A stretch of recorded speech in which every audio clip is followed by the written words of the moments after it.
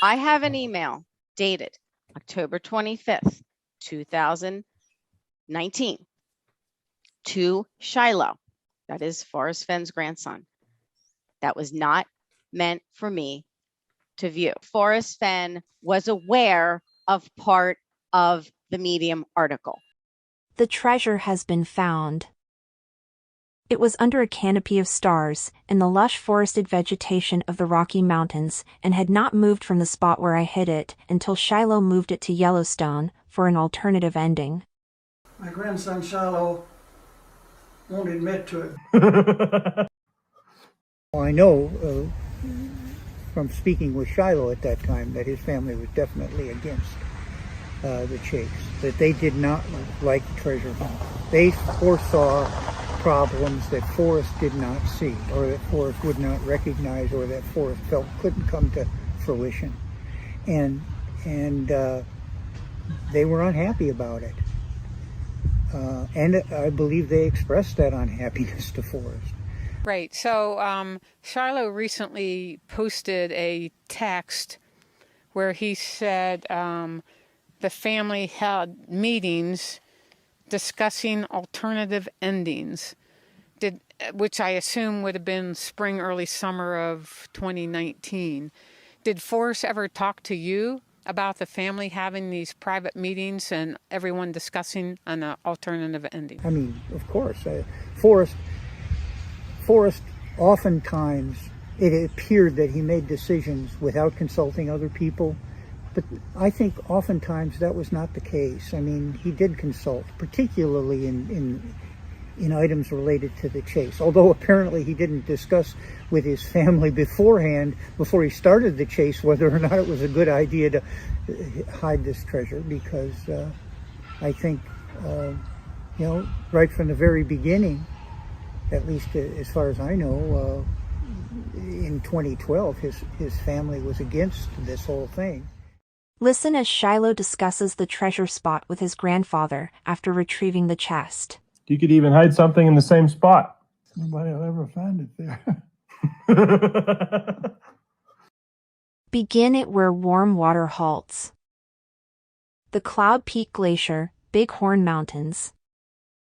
An illustration from Eric Sloane's weather books tells us where warm water halts. Heated by sunshine, the ground heats the air just above it.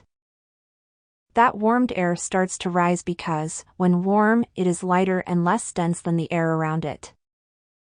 As it rises, its pressure and temperature drop, causing water vapor to condense.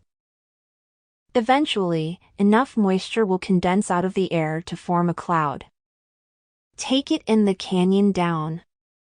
It is an abbreviation for Italy, Italian, a Romanesque lockbox treasure chest. Florence is a city located in Italy. The canyon down, Florence Canyon, a canyon located in the Bighorn Mountains. It was under a canopy of stars, in the lush forested vegetation of the Rocky Mountains. Here is a description from Doug Preston's book The Monster of Florence. The author of the #1 New York Times bestseller, The Lost City of the Monkey God, presents a gripping account of crime and punishment in the lush hills surrounding Florence. As he seeks to uncover one of the most infamous figures in Italian history. In 2000, Douglas Preston fulfilled a dream to move his family to Italy. Then he discovered that the olive grove in front of their 14th-century farmhouse had been the scene of the most infamous double murders in Italian history. Committed by a serial killer known as the Monster of Florence. Preston, intrigued, meets Italian investigative journalist Mario Spizzi to learn more. Forrest uses the term lush to describe the area where the treasure was. This is the same description used in Doug Preston's book, The Monster of Florence. Shiloh moved the treasure chest from the Bighorn Mountains in 2019.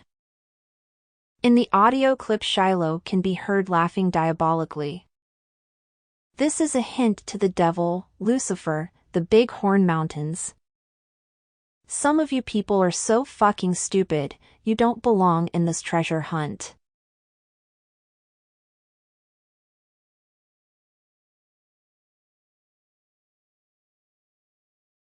Shiloh signed his name on a map under the Bighorn Mountains, signifying that he was the one to solve the 1 Omega.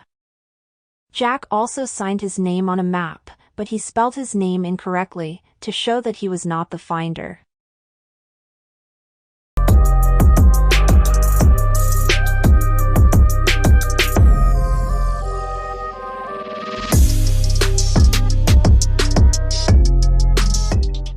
I was hoping that somebody would want to read one of my books.